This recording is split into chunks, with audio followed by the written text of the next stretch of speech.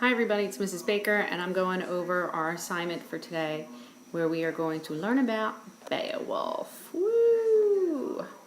Okay, so before we can start reading this epic poem, we need to do some background information and you have a choice. You can do this very standardized Webquest, which is very simple. You go open up this Google Doc, it's a collaborative class document, and then like every other standard web quest, you will go to the resource and type in your answers at the end of the thing.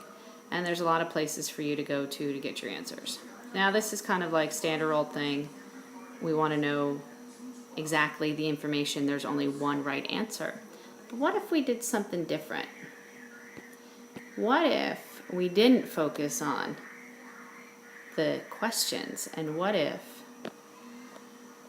we didn't focus on finding the right answer? And what if we focused on possible questions? So this is another way to look at this web quest. So what if I gave you the answer and you had to go figure out what the question was? And you could totally be creative. Now obviously we're going to want to have questions that make sense with the study of Beowulf, but you can also free your mind too and be a little bit creative. So for example, if I gave you this question, if 25 is the answer, what is the question?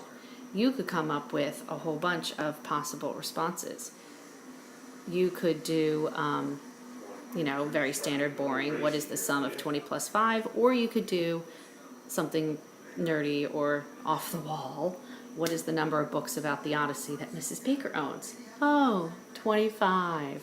Because who's a nerd? I am. So, nope, back. So now if we take a look here at some of the other possible questions, if Beowulf, the title, is the answer, what is the question? So here, these things, you would type in your possible questions here. And be creative. Free your brain a little bit more. So I hope this makes sense, and if you have any questions, make sure you ask them.